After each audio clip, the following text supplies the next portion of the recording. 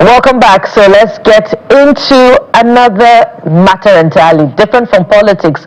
Let's look at the ecosystem around African culture and creativity. And joining us this time on the program is Mrs. Malami Mangja. She's the Director General, African International Documentary Festival Foundation. She joins us from our Abuja studio. Good morning, madam, and welcome to the program. Good morning, and thank you for having me today. Good morning, and thank you for having me. And I hope I got your name correctly. Pardon me if I didn't. You did try. Thank you, you did try. All right. Let's get right into the conversation. Was it last year now? It was exciting to watch the African International Documentary Festival, which held somewhere in Kaduna, I believe, a gathering of Nigerian... Kano, yes, somewhere in the north. Kano. Yes. A gathering of Nigerian creatives who converge, and showcase their enterprise. And so is something like that coming up again? And what are the, what are the ensembles that we're supposed to expect in this coming season from the foundation? Okay, thank you once again. The program we had last year, it's called the UNESCO World Heritage Volunteers Program, where volunteers across Nigeria and the world converge in Kano to see how we could promote the ancient Kano city walls and associated sites. But for this year, what we're doing, this month, that's next week, Tuesday, 4th of August, is quite different. We are launching a program which is called Heritage in Motion. AFIDFF has been in the forefront of documenting Nigeria's rich cultural heritage and history for the past 10 years.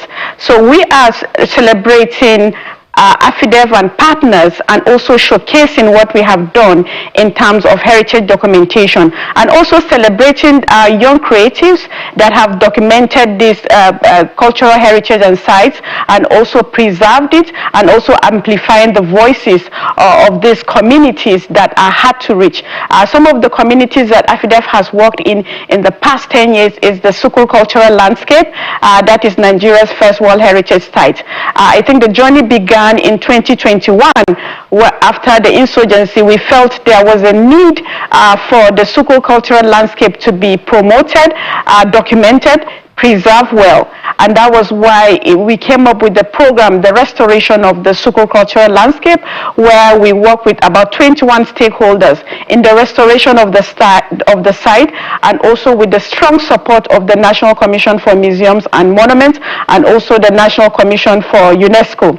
And that was what we did in terms of restoring the site in Sukul. We work with the communities. We allowed the community to own the project, and that was why we were able to restore mostly all the landscape itself.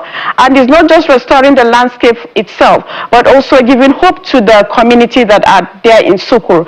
One of the things that we did in Sukul is not just preaching about history, preserving it, but also trying to see how we can improve the livelihood of the communities that are there, especially the young creatives that are in the Sukul, on the hill of Sukul cultural landscape, where we had to work in terms of education, providing an e-library, a community library center for them.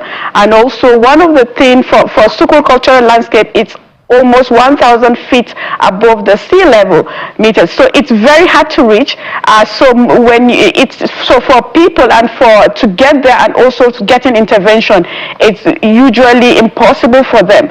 But with the help of our partners, that is the Northeast Development Commission, and also with the Adamawa State Government, the communities were able to get intervention in the past 5 years.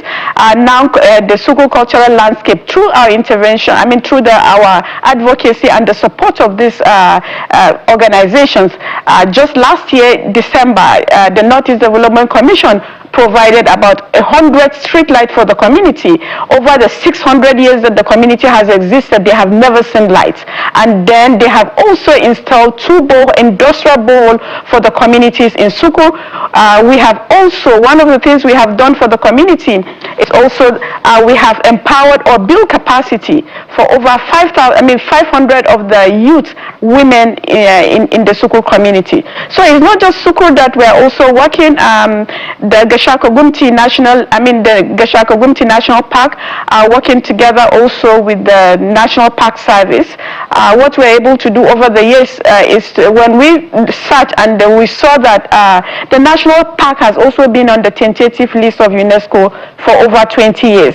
And we felt that there was a need for this park to have more advocacy and also to bring more tourism into that sector.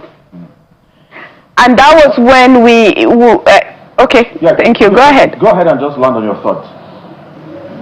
Okay, so that was why we held the UNESCO World Heritage Program at the Gashaka-Gumti National Park.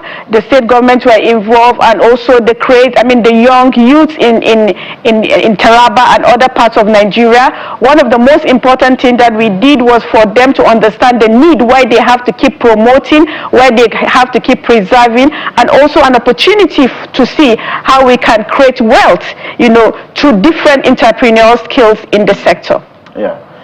Well, especially through tourism. Yeah. So your submission, resonates with us here on this platform and network because we are also a storytelling network, and as journalists, we always love to tell stories, and documentaries is something that some of us love to also do. I saw a video of one of the players, football players. I'm not sure if you are familiar with football players now, but this player who plays for Real Madrid, Jude Bellingham, I saw his grandfather take the black chair, and he was questioned about Nigeria, and he spoke so well about this country. It was a debate, more like a quiz, more like, and he spoke so well when he was asked questions about Nigeria. And then I said to myself, how come someone knows so much about my country more than I do?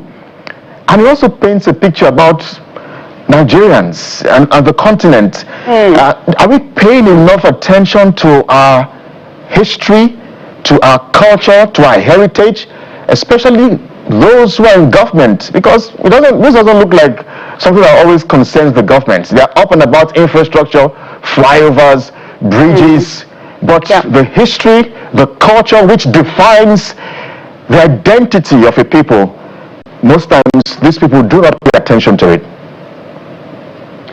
Yes, thank you very much. I think that is why we're having this program called the Heritage in Motion, where we're bringing stakeholders together. The government is coming in also, is part of the program, the private sector, the diplomatic mission, and the creatives. We've created a platform where the creatives can also be part of this program, where we are going to sit down together through dialogue and see how opportunities are going to be created for these young creatives. Through these sectors, a lot can be done through this heritage sector. There are opportunities in this sector, and it's not just about only the history that are there. A lot of our creatives now are using these monuments and our sites to be able to generate income for themselves through content creation. We can see most of these sites, how they are documented, and we just 2 weeks, was it the last 3 months, I was following someone from Taraba, Discover Taraba. He started very slowly, and right now I can see this young creative, these young digital content creators having almost 100 subscribers on his network, and you can imagine what he's getting. He's creating advocacy, promoting tourism in that sector, and also creating wealth for himself. So one of the things that we're discussing during this program, Heritage in Motion, on the 4th of next week, Tuesday, 4th of July 2026, here in Abuja at the FCT Pavilion, we're bringing the stakeholders together, and we're also creating different platforms to the documentary club. We're creating a program we also call Lens on Africa through the cultural exchange program for Africa and by Africans themselves. We want Africa to be able to tell their stories. We want the young ones. We're empowering them to tell the story by themselves, not somebody else to tell our own stories. So that is exactly what AFIDFF is doing. We have created already platforms for them, AFIDF has a platform which is called the Social Entrepreneur Network for Africa. We have over 4,000 young creatives, which we give them mentoring, give them the right resources to excel in their different entrepreneurial skills. So this is what AFIDF is doing, and we encourage all the young creatives, traditional institutions, because we are working with government traditional institutions, the grassroots communities, which for us it's one of the most important, because once you allow the communities to own projects that are done there, it makes it quite easy for you to do whatever you want to do. And that is why I think the African International Documentary Festival Foundation we have a lot of success stories. We are going to showcase what we have done in terms of documentary. Yeah, so what is it? I'm trying to, because these are conversations we've had over and over again, people trying to tell stories, and the creative community or the creative economy is one of our biggest exports, especially in Nigeria.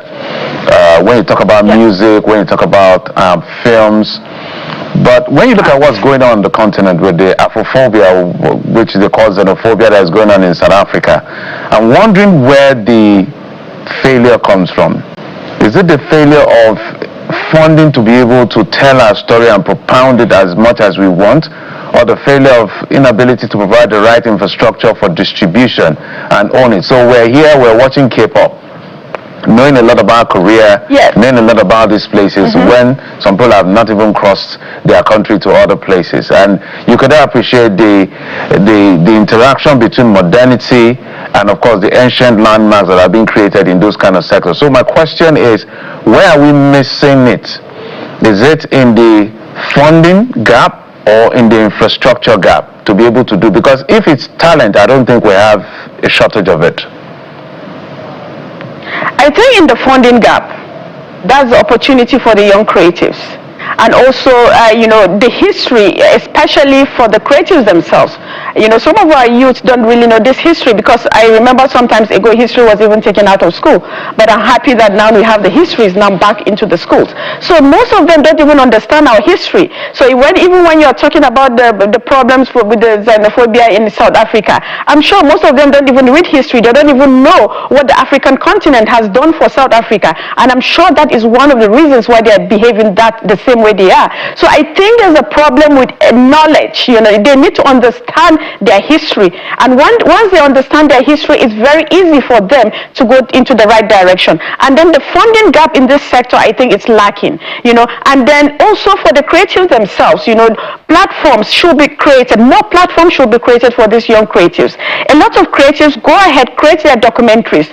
A lot of stories are being told, but there are not enough platforms to compensate them and also to showcase what they have done. I have a lot of creatives that have created so many beautiful documentaries about Africa. If they don't show up if they don't show up in festivals, or they don't win, it doesn't go anywhere. It just ends up in their hard drives. So I think we have to create these platforms apart from the YouTube now, which we are grateful for the YouTube. I think now they can put up some of their stories and some of their documentaries and earn some kind of income from it. So I think there's a need, especially for Nigeria, to look inwards to see how we can create more funding. And I'm happy that the Honorable Minister, right now, one of her mandates, I think, is with the creatives. I think she has created a lot of opportunities for them, and I think, but there's still a need for this government to create more opportunities for the youth in this sector. And I'm glad that AFIDF is, focusing a lot of its activities in the north. I don't know if your mandate expands to other parts of Nigeria, but you've talked about cultural heritage side. And I'm coming with, a context on this one, because of the challenge of insecurity, not just in Nigeria's north now, but which is expanding to the southern part of the country, but of course, which is very much a challenge in the north. How are you selling the potential in terms of wealth creation, empowerment for young people in Nigeria's north to northern youths, such that they begin to see this as a viable alternative to other forms of other ways of life that are not profitable, that are in fact a threat to society? Okay.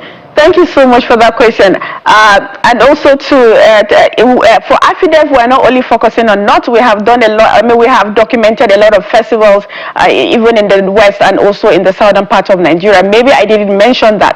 Why I was focusing on the Sukkur cultural landscape was because when we started this movement, or we started this work in 2021 in terms of documentation, we found out that Nigeria has two World Heritage Sites. That's the Osho-Oshogbo and also the Sukkur cultural landscape in Adamawa State, Nigeria. What we found out, because it has been affected by the insurgency, it has little or no, when you come to search, you hardly get anything about Sukkur. And Sukkur had a lot of history that has to be projected and for the world, and to also see how it can create some kind of income for the community, for themselves, and also for the Adamawa State government and Nigeria as a whole. So that was why we started with the Sukkur cultural landscape, and other festivities across Nigeria were also documented. You know, the Ojodi Oba festival that just ended, I think 2 or 3 months ago, AFIDF has been part of that festival. We have documented that festival. Is one of those things we are also going to showcase during the program on the 4th of July. One of the things in terms of the capacity building, AFIDF is building capacity of young creatives. That was why I said we have created a platform for the young creative to join AFIDF and also to build their capacity, both on documentaries, the storytelling, to be able to tell the African stories by themselves, in their own, with their own lens. All right, that'll be a fine place to anchor it, and look forward to more creative work and more, value creation from AFIDF to the entire part of Nigeria. We've been talking with Madam Malami Manja. Thank you. You pronounced it well. Thank you. Thank you. Thank you for coming on the program. Yeah, you want to say something? Thank you, Channel TV for having. No, I said thank you, Channel TV, for having us, and also for projecting Nigeria and also our cultural assets too. Thank you. Yeah, Madam Manja is the Director General, African International Documentary Festival Foundation, AFIDF. Thank you for coming on the show.